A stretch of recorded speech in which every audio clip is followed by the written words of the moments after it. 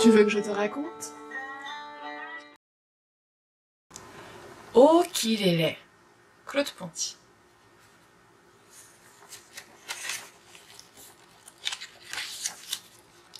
Oh qu'il est laid.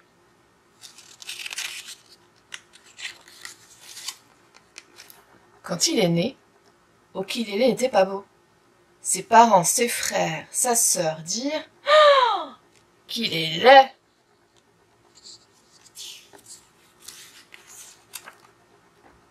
Okilélé pensa que c'était son prénom, et chaque fois qu'il l'entendait, il se précipitait. Alors son père, sa mère, ses frères et sa sœur finirent par l'appeler Okilélé. Surtout ses frères et sa sœur, qui aimaient beaucoup l'appeler. Okilélé!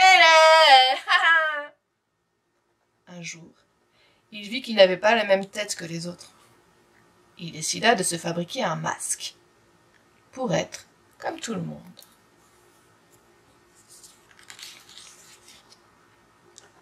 Parfois, Okilélé attachait les gens de sa famille avec des cordes pour parlophoner tous ensemble. Il arrivait à bien les attacher, il n'en oubliait aucun. Mais à chaque fois, son parlophone était trop serré et les choses ne marchaient pas du tout comme il voulait.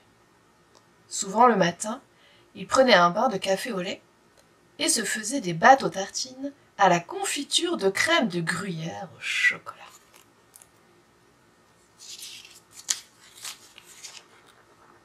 Certains jours, il n'était jamais bien.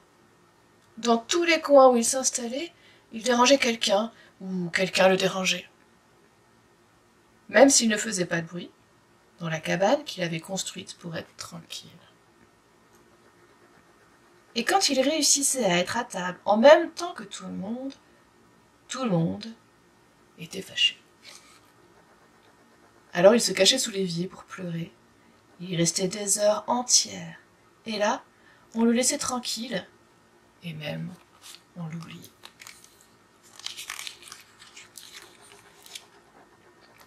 Okilélé décida de s'installer sous l'évier. Il construit un lit, suspendu, et quelques meubles avec tout ce qu'il trouvait dans la poubelle et qui pouvait encore servir. Il entreprit aussi de se coudre une cape pour se protéger du froid et de la pluie. C'est alors qu'il rencontra Martin Réveil. Okilélé repéra Martin Réveil, qui avait été cassé et jeté à la poubelle. Ensuite, Okilélé brancha l'électricité. Cette nuit-là, Martin Réveil raconta l'histoire de sa vie à Okilélé. C'était une histoire gaie le soir et triste le matin. Et tous les soirs, ils étaient très gentils avec moi. Ils me disaient « S'il te plaît, réveille-nous demain matin, surtout n'oublie pas ». Et moi, le matin suivant, je me réveillais, mais là, ils me tapaient dessus pour dormir encore. Et ils me cassaient tous les jours un peu plus.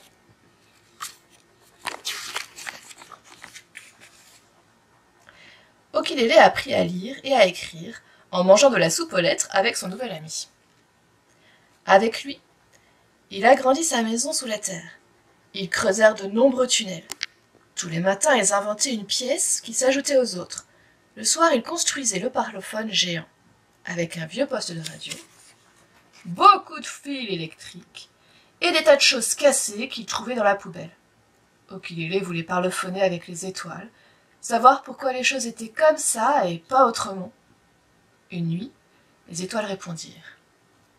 Elles dirent que quelque part sur une planète, on avait besoin d'Okilélé.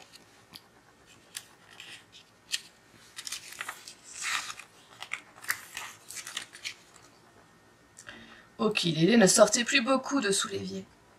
Pourtant, un lundi, il dérangea les autres un peu plus que d'habitude. Ses parents entrèrent dans une grande colère.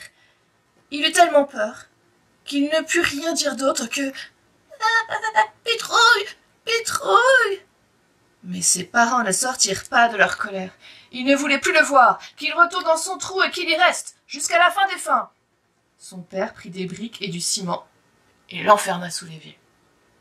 Okilele décida de partir avec Martin Réveil pour chercher les voix qui lui avaient parlophoné et trouver le quelqu'un qui avait besoin de lui.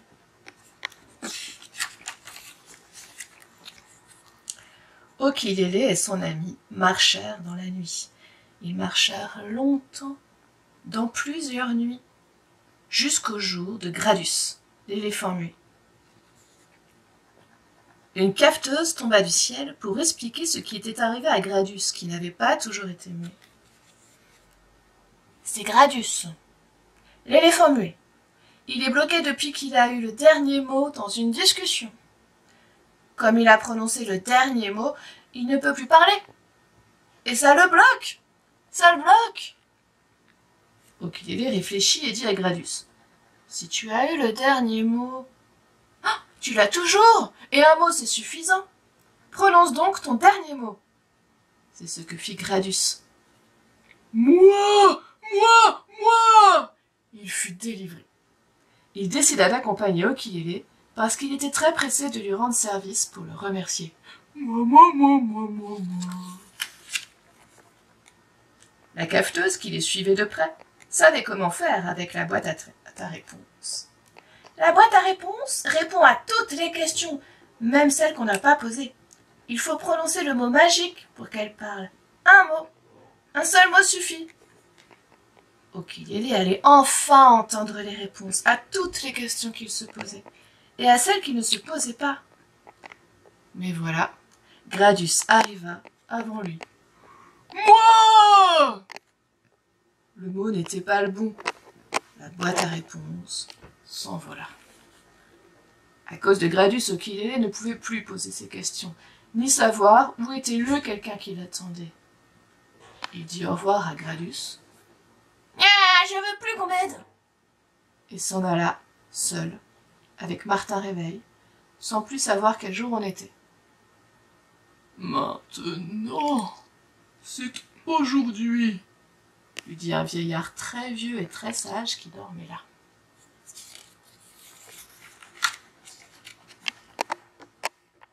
« Il te faut suivre le fil, trouver la vieille forêt et faire l'arbre, » dit aussi le vieillard très sage à Okilele. Okilele remercia et partit chercher le fil. C'était un très petit fil, mince comme un cheveu, difficile à voir, jusqu'à ce qu'il se transforme en corde. Okilele réussit à suivre la corde partout où elle passait, sans jamais la perdre de vue. Il arriva au bord d'un précipice où la corde faisait un pont. Sur ce pont habitait un monstre qui ne voulait jamais laisser passer personne, surtout pas un petit rien du tout avec une seule trompe, comme Okilele.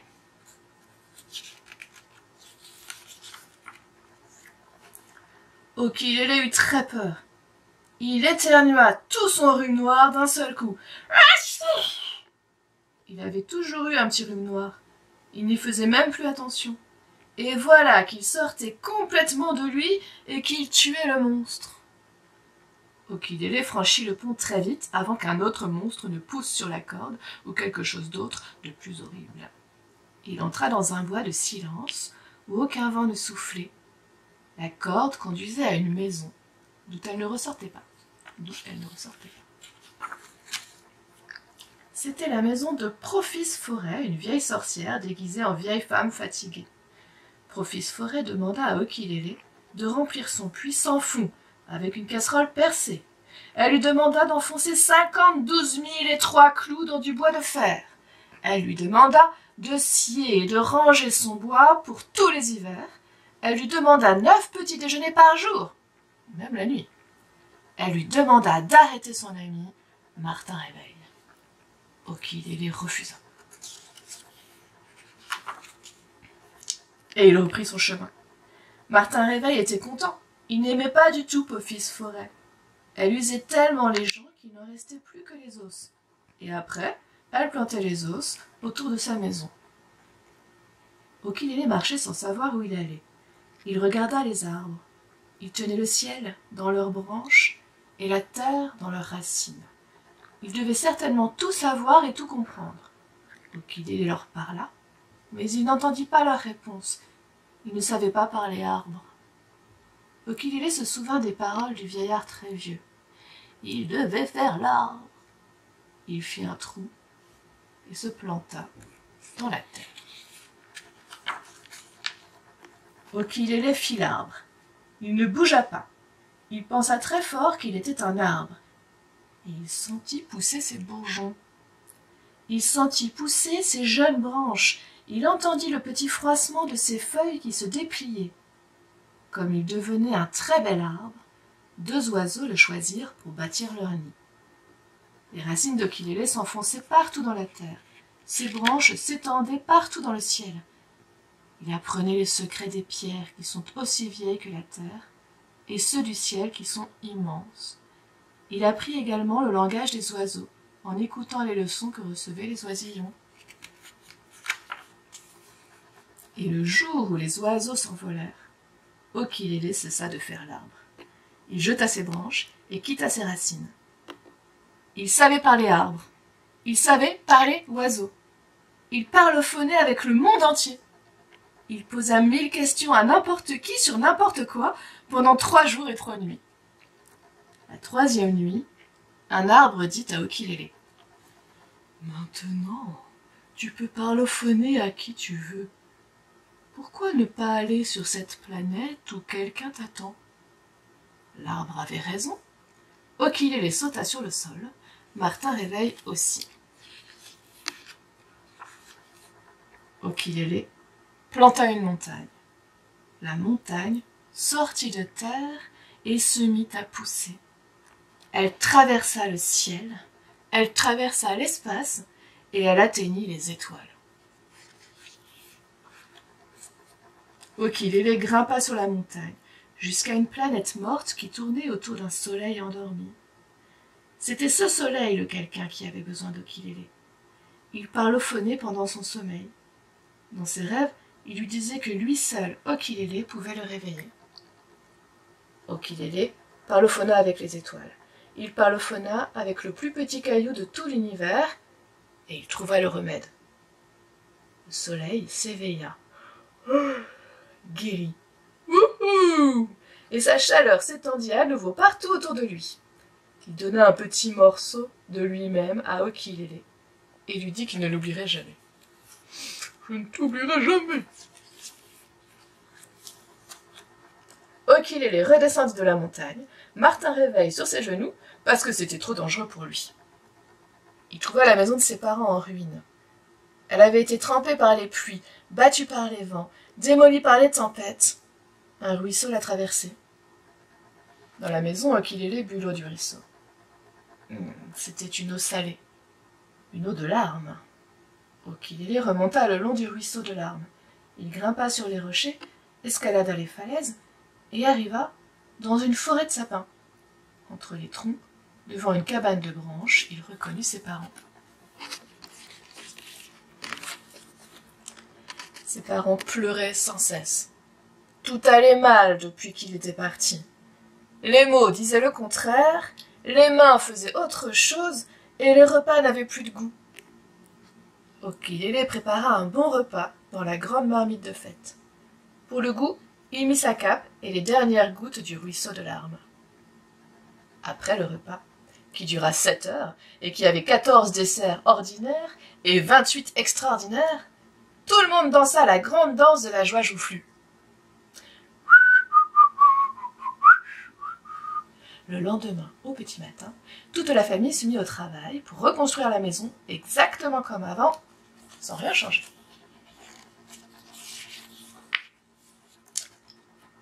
Quelques jours plus tard, Okilélé regarda son petit soleil qui était monté dans le ciel. Il pensa à la planète morte et se souvint qu'il avait vu une princesse se réveiller en même temps que le soleil. Il lui restait donc une chose à faire, aller chercher la princesse et l'épouser, si elle le voulait bien.